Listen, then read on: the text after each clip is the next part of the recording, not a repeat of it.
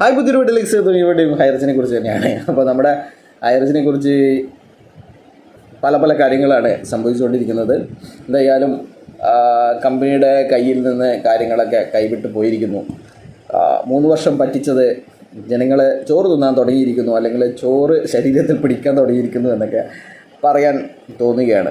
ചിലപ്പോൾ നിങ്ങൾ വിചാരിക്കും, ഇതെന്താണ് നമ്മളിങ്ങനെ കളിയാക്കുന്നത്, നിങ്ങളെ കളിയാക്കല്ലാണ്ട് പിന്നെ എന്താണ് വേണ്ടത്? അപ്പോൾ പണക്കാരായിട്ടെന്ന് പറഞ്ഞിട്ട് കാര്യമില്ല, നിങ്ങൾ കുറച്ചൊക്കെ ആലോചിക്കേണ്ടിയിരുന്നു. ഇത് ഇത്രയും 3 വർഷം കഴിഞ്ഞിട്ടും നിങ്ങളിപ്പോഴും കമ്പനിയെ താങ്ങിക്കൊണ്ട് നടക്കുകയാണ്. ഇപ്പോൾ നമ്മുടെ ആൾക്കാർ ഭാര്യയ്ക്ക് ക്ലെയിം പെറ്റീഷൻ കൊടുക്കട്ടെ എന്ന് ചോദിച്ചതിന് മറുപടി 2 ദിവസം കഴിഞ്ഞിട്ടാണെങ്കിലും വന്നിരിക്കുന്നുണ്ട്. അത് പറയുന്നത് നമ്മുടെ കേസുകളൊന്നും സിവിൽ കേസല്ല, സിവിൽ കേസാണെങ്കിൽ ഈ 3 വർഷത്തെ കാലാവധി എന്നൊക്കെയാണ് ഇവർ പറയുന്നത്. അപ്പോൾ ഇവരെല്ലാം ക്രിമിനൽ കേസാണ് അത്രേ കൊടുത്തിരിക്കുന്നത്. ക്രിമിനൽ കേസാകുമ്പോൾ ഈ പരിധിയൊന്നും ബാധകമല്ല എന്നാണ് പറഞ്ഞത്. ഈ ഒരു സമയം ഇത് ബിച്ചു കുര്യൻ സാറുടെ ബെഞ്ചിൽ ഈ കാര്യങ്ങളൊക്കെ പരാമർശിച്ചതാണ്. 3 വർഷം ഇനിയും ക്ലെയിം കൊടുക്കാം, 3 വർഷം ആയില്ലല്ലോ എന്നൊക്കെയുള്ള കാര്യങ്ങളൊക്കെ കോടതിയുടെ നടപടികൾ ലൈവായിട്ട് കാണുന്നവർക്കൊക്കെ മനസ്സിലാവും. അപ്പോൾ 3 വർഷം എന്നുള്ളത് 3 വർഷം കഴിഞ്ഞ് കഴിഞ്ഞാൽ ഇവനേതാ എന്ന് ചോദിക്കുന്ന അവസ്ഥ കോടതിയിൽ ഇവരൊക്കെ ചിലപ്പോൾ കോമ്പറ്റൻ്റ് അതോറിറ്റിയുടെ ഇവരൊന്നും നമ്മുടെ ആൾക്കാരല്ല, ഇവരെ നമുക്കറിയില്ല. ഇപ്പം തന്നെ പറയാറുണ്ടല്ലോ, ഞാൻ പറഞ്ഞിട്ടാണോ നീയൊക്കെ പൈസ ഇട്ടത്, ആർത്തി കൊണ്ടല്ലേ എനിക്ക് പൈസ ഇട്ടത്, അഹങ്കാരം കൊണ്ടല്ലേ, അഹമ്മതി കൊണ്ടല്ലേ പൈസ ഇട്ടത്, ഞാൻ പറഞ്ഞിട്ടാണോ പൈസ ഇട്ടത്, ഞാൻ പറഞ്ഞാൽ നീ പൈസ ഇടണോ എന്നൊക്കെ ചോദിക്കുന്നുണ്ടല്ലോ. അപ്പോൾ അവർ നിങ്ങളോട് ഇവരും ഇത്രയും കാലം ഇവരെവിടെയായിരുന്നു എന്ന് നിങ്ങളെ മുഖത്ത് നോക്കി ചിലപ്പോൾ ഇവരുടെ വക്കീൽ ചിലപ്പോൾ ചോദിക്കാൻ സാധ്യതയുണ്ട്. ആകെ 16 ലക്ഷം എന്ന് പറയുന്നതിൽ ഈ 236 ആൾക്കാർക്ക് മാത്രമേ പൈസ കൊടുക്കാൻ പാടുള്ളൂ. ബാക്കി നമുക്ക് ഭയങ്കര കഷ്ടപ്പാടാണ്, ബുദ്ധിമുട്ടാണ് എന്നെങ്കിലും പറഞ്ഞിട്ട് മകളെ പഠിപ്പിക്കാൻ പൈസയില്ല, ഞാൻ നിത്യരോഗിയാണ്, ഭർത്താവിന് അസുഖമാണ്, അല്ലെങ്കിൽ നമുക്ക് ജീവിക്കാൻ ഗതിയില്ല, ബാക്കി പൈസയൊക്കെ നമുക്ക് വേണമെന്നൊക്കെ പറയാൻ ഉള്ള എല്ലാ സാധ്യതയുണ്ട്. എന്നാലും കൊടുക്കുകയൊന്നുമില്ല, അതവർക്ക് കൊടുക്കുകയൊന്നുമില്ല. എന്നാലും പറയും നമുക്ക് GSTയുടെ 450 കോടി അടക്കാനുണ്ട്, പിന്നെ ഇൻകം ടാക്സിൻ്റെ ഫൈനുണ്ട്, അങ്ങനെയൊക്കെ പറയാൻ ഉള്ള സാധ്യതകൾ വളരെ കൂടുതലാണ്.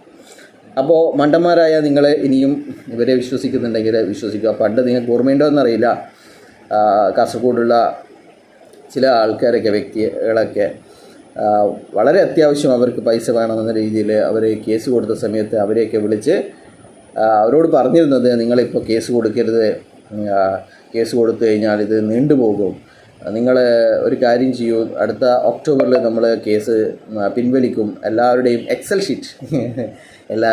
എക്സൽ ഷീറ്റ് നമ്മൾ കൊടുക്കാൻ പോവുകയാണ്, ആ എക്സൽ ഷീറ്റിൽ എല്ലാവരുടെയും വിവരങ്ങളുണ്ട് എന്നൊക്കെ 2024 ഏപ്രിൽ മാസത്തിൽ പറഞ്ഞതാണ്. അപ്പോൾ നമ്മൾ സെപ്റ്റംബർ വരെ മാത്രമേ ഫൈറ്റ് ചെയ്യുള്ളൂ, പിന്നെ നമ്മൾ സറണ്ടർ ചെയ്യും എന്നൊക്കെയാണ്. അപ്പോൾ എന്തായാലും പറയുന്നത്, ഇവരിപ്പോൾ പുതിയ ചലഞ്ചുമായി വന്നിരിക്കുകയാണ്. ചലഞ്ച് എന്ന് പറഞ്ഞു കഴിഞ്ഞാൽ ഈ ഇത്രയും ആൾക്കാരുടെയൊക്കെ പണ്ട് ഇവർ നമ്മുടെ വക്കാലത്ത് ഫോം പൂരിപ്പിച്ച പോലെ ഓരോ മുക്കിലും മൂലയിലും ചേർന്ന് വക്കാലത്ത് ഫോം പൂരിപ്പിച്ചു, നിവേദന ക്യാമ്പയിൻ നടത്തി. അതുപോലെ ഇനി ക്ലെയിം ഫോം കളക്ഷനുമായിട്ട് ഇവർ വരികയാണ്. ക്ലെയിം ഫോം കളക്ട് ചെയ്ത് ഇവർ കോമ്പറ്റൻ്റ് അതോറിറ്റിയിൽ കൊടുക്കുമെന്നാണ് പറയുന്നത്. കോമ്പറ്റൻ്റ് അതോറിറ്റിയിൽ അങ്ങനെ കൊടുക്കാൻ സാധിക്കില്ല. നിങ്ങൾ ഏത് ജില്ലയിലാണോ നിങ്ങൾ ഉൾപ്പെടുന്നത് ആ ജില്ലയിലെ അസിസ്റ്റൻറ്റ് കോമ്പറ്റൻ്റ് അതോറിറ്റിയായ ജില്ലാ കളക്ടർക്കാണ് നിങ്ങൾ അപേക്ഷ കൊടുക്കേണ്ടത്. അതിന് നിങ്ങളെ കഷ്ടപ്പാടും നമ്മൾ ഇത്രയും കാലം ഇവർ പറയുന്നത് വിശ്വസിച്ച് പോയിരുന്നു, നമുക്ക് ഇത്ര പൈസ കിട്ടാനുണ്ട് എന്നൊക്കെ പറഞ്ഞിട്ട് എഴുതുകയല്ല വേണ്ടത്. നിങ്ങളത് വേണമെങ്കിൽ എഴുതിക്കോ ഒരു വെള്ള കടലാസിൽ. പക്ഷേങ്കിൽ നിങ്ങൾ പ്രധാനമായും നിങ്ങൾ ചെയ്യേണ്ടത് ആ ഒരു ക്ലെയിം ഫോമുണ്ട്, പത്രത്തിലും ഒക്കെ വന്നിരിക്കുന്ന ആ ഒരു ക്ലെയിം ഫോമിൽ, അത് എന്ന് പറയുന്നത് കോടതി അംഗീകരിച്ച ഒരു ക്ലെയിം ഫോമാണ് അത്.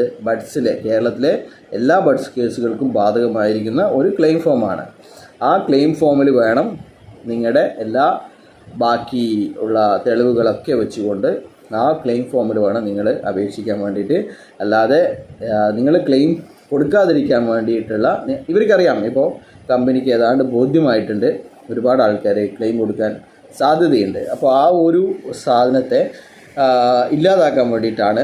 അവർ കൊടുത്തു കഴിഞ്ഞാൽ ചിലപ്പോൾ ഇത് നിങ്ങൾക്ക് പൈസ കിട്ടും, അല്ലെങ്കിൽ ഇത്രയും ആളുണ്ട് എന്നുള്ള എണ്ണം കോമ്പറ്റൻ്റ് അതോറിറ്റിക്കും അല്ലെങ്കിൽ കോടതിക്കും മനസ്സിലാവും.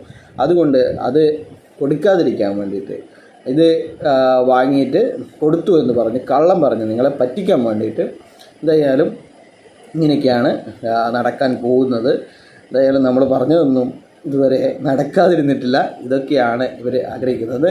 പിന്നെ മൈ ഡിയർ ഫാമിലി മെമ്പേഴ്സ് എന്നൊക്കെ പറയുമ്പോൾ എന്തൊക്കെയാണല്ലേ, സ്വന്തം ഭർത്താവിൻ്റെ പേര് പോലും മാറ്റിയിട്ട് ആണ് ഇവർ വിളിക്കുന്നത് മൈ ഡിയർ ഫാമിലി മെമ്പേഴ്സ്. കല്ലൂസ് നമ്മളൊക്കെ നാട്ടിൽ കല്ലു എന്നല്ലേ പറയുന്നത്. ചിലപ്പോൾ പട്ടിയുടെ പൂച്ചയുടെ പേരൊക്കെ ആയിരിക്കാം, ചിലപ്പോൾ വേറെ ആരെങ്കിലും ആയിരിക്കാം. പക്ഷേങ്കിൽ ശ്രീനാ പ്രതാപൻ എന്നുള്ള പേര് മാറ്റിയിട്ട് ശ്രീനാ കല്ലൂസ് 666 എന്നൊക്കെ ആൾക്കാരാണ് പറയുന്നത്. മൈ ഡിയർ ഫാമിലി മെമ്പേഴ്സ്, അതൊക്കെ അവരുടെ പേഴ്സണൽ കാര്യങ്ങളാണ്. അതിലൊന്നും നമുക്ക് എല്ലാവർക്കും നമ്മുടെ രണ്ട് വ്യക്തികൾ തമ്മിലുള്ള കാര്യങ്ങളാണ്. വേറെ ഒരു വീഡിയോയിൽ പറഞ്ഞ പോലെ രണ്ട് വ്യക്തികൾ തമ്മിലുള്ള കാര്യമാണ്. അതിലൊന്നും നമുക്ക് പ്രശ്നമെന്ന് പറയുന്നത് ജനങ്ങളെ പറ്റിച്ച, ജനങ്ങളുടെ പണം പാവങ്ങളെ പറ്റിച്ച പാവങ്ങളുടെ പണം തിരികെ കൊടുക്കുക എന്നുള്ളത് തന്നെയാണ്. ശ്രീനാ പ്രതാപൻ എന്നോട് പറഞ്ഞിരുന്നത് ഞങ്ങൾ പണം കൊടുക്കും. നമ്മുടെ പ്രഗത്ഭനായ വക്കീല്, ബഡ്സ് നിയമം എഴുതിയുണ്ടാക്കിയ വക്കീല് കേസ് എടുക്കുമ്പോൾ തന്നെ പറഞ്ഞ് ഞങ്ങളിത് നിക്ഷേപകർക്ക് പണം തിരികെ കൊടുക്കാൻ വേണ്ടിയിട്ടാണ് ഈ കേസ് ഞങ്ങൾ ഏൽക്കുന്നത്, അല്ലാതെ നിങ്ങളെ രക്ഷിക്കാൻ വേണ്ടിയിട്ടല്ല എന്ന്. പക്ഷേങ്കിൽ ഇതുവരെയും അങ്ങനെ ഒരു കാര്യവും ആ ഒരു ഫേമിൽ നിന്ന്, വക്കീൽ ഫേമിൽ നിന്ന്, ലോ ഫേമിൽ നിന്ന് ഉണ്ടായിട്ടില്ല. ഇവരെ രക്ഷിച്ചെടുക്കുക അല്ലെങ്കിൽ ഇവരുടെ ശിക്ഷ നീട്ടിക്കൊണ്ടുപോവുക എന്നുള്ളത് തന്നെയാണ്. അപ്പോൾ നിക്ഷേപകരുടെ താല്പര്യമാണ്. എന്തായാലും ഇവർക്ക് ജയിക്കാൻ പോകുന്നില്ല എന്നുള്ള കാര്യങ്ങൾ അറിയാം. എന്തുകൊണ്ടാണ് ഇവർ അത് പറയാത്തത് എന്നാണ് ഞാൻ ആശ്ചര്യപ്പെടുന്നത്. നമ്മൾ 17-ാം തീയതി നമ്മുടെ പകുതിയിൽ 3/4 വാദങ്ങൾ കഴിഞ്ഞു. ഇങ്ങനെ പറയണം, ഇനി അടുത്ത വോയിസിൽ ഇങ്ങനെ പറയണം, നമ്മുടെ 3/4 പകുതിയോളം നമ്മുടെ വാദങ്ങൾ കഴിഞ്ഞിരിക്കുകയാണ്. ഇനി ഒരു കുറച്ച് ഭാഗം മാത്രമേ ബാക്കിയുള്ളൂ. നമ്മുടെ ചെറിയ ആൾക്കാരൊക്കെ 2 മണിക്കും 3 മണിക്കും ഒക്കെ ഒരുപാട് തെളിവുകൾ നമുക്ക് കൊണ്ടു തന്നിട്ടുണ്ട്. ആ തെളിവുകളൊക്കെ നമ്മൾ കോടതിയിൽ കൊടുത്തു കഴിഞ്ഞാൽ നമ്മുടെ കേസ് എന്തായാലും ജയിക്കും. നമ്മളൊക്കെ നീതിയിൽ വിശ്വാസമുണ്ട്, നിയമത്തിൽ വിശ്വാസമുണ്ട്. ഇത് നിങ്ങളുടെ 16 ലക്ഷം ആൾക്കാരുടെ പ്രാർത്ഥന ഞങ്ങളോടൊപ്പം ഉണ്ട്. നമ്മൾ എന്ത് തന്നെയായാലും കേസ് ജയിക്കും. നമ്മൾ ഈ കമ്പനി തുറക്കുക തന്നെ ചെയ്യും. നിങ്ങൾക്കെല്ലാവർക്കും തന്നെ ഞങ്ങൾ പ്രോമിസ് ചെയ്ത 5 ലക്ഷത്തിന് 50 ലക്ഷവും പിന്നെ നിങ്ങൾ തന്ന 5 ലക്ഷവും മടക്കിത്തരും. നിങ്ങളുടെ ആരുടെയും പണം നമുക്ക് വേണ്ട, അങ്ങനെ ആരുടെയും ശാപം നമുക്ക് വേണ്ട. അതുകൊണ്ട് തന്നെ ഞങ്ങൾ ജയിക്കാൻ പോവുകയാണ്. നിങ്ങൾ ആരും തന്നെ കേസ് കൊടുക്കരുത്. കേസ് കൊടുത്തു കഴിഞ്ഞാലും ഞങ്ങൾ തറ പറ്റിക്കും. നമ്മൾ അതിനെതിരെ ഫൈറ്റ് ചെയ്ത് നമ്മൾ ജയിക്കും. നമുക്ക് ലോകപ്രശസ്തരായ വക്കീലന്മാരുണ്ട്, നമ്മുടെ കയ്യിൽ എല്ലാ തെളിവുകളുണ്ട്. നമ്മുടെ കമ്പനി എന്ന് പറയുന്നത് ദൈവസ്പർശമുള്ള കമ്പനിയാണ്. പിന്നെ ഞങ്ങൾക്ക് 200-ലധികം രാജ്യങ്ങളിൽ നമ്മുടെ ബ്രാഞ്ചുകളുണ്ട്. നമ്മൾ 3000 കോടി ടേൺ ഓവറുള്ള കമ്പനിയായിരുന്നു. ചില ചതിയന്മാരാണ് ഈ കമ്പനിക്കെതിരെ പ്രവർത്തിച്ചത്. പിന്നെ 16 ലക്ഷം ജനങ്ങളുടെ 16 ലക്ഷം വേണ്ട, നമ്മൾ മറ്റാദ്യത്തെ തന്നെ പറയാം, 1,80,00,000 ആൾക്കാരുടെ കരുത്താണ്, നീരാണ്, ചോരയാണ് ഈ കമ്പനി എന്നൊക്കെ അങ്ങനെയൊക്കെ വേണം പറയാൻ വേണ്ടി. അല്ലാണ്ട് ഇത് ക്രിമിനൽ കേസല്ല, സിവിൽ കേസല്ല ക്രിമിനൽ കേസാണ് അങ്ങനെയൊന്നും പറയേണ്ട ആവശ്യമില്ല. ഞങ്ങൾ എന്തായാലും കേസ് ജയിക്കാൻ പോവുകയാണ്. പിന്നെ നമ്മളെന്തായാലും ജയിക്കും.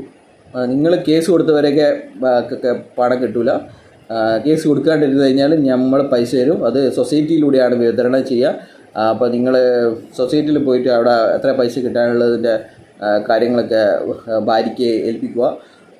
പിന്നെ പിന്നെന്ത് പറയുന്നത്, പിന്നെ ചില ആൾക്കാരൊക്കെ പറയുന്നുണ്ട് ഏത് പൊട്ടന്മാർക്കും ഹൈർ ചെയ്യാമെന്ന് കോടികൾ ഉണ്ടാക്കിയ 7 കോടി 10 കോടി ഉണ്ടാക്കിയ ആൾക്കാരാണ് പറയുന്നത് ഹൈർ എന്ന് പറയുന്നത് ഏത് പൊട്ടന്മാർക്കും ചെയ്യാൻ പറ്റും, ഏത് പൊട്ടന്മാർക്കും ഹൈർ ചെയ്യാൻ പറ്റുന്നതൊക്കെ ഇപ്പോൾ ആൾക്കാർ പറയുന്നത്. അതിൻ്റെ മേലെയാണ് അടി ഉണ്ടായിരിക്കുന്നത്.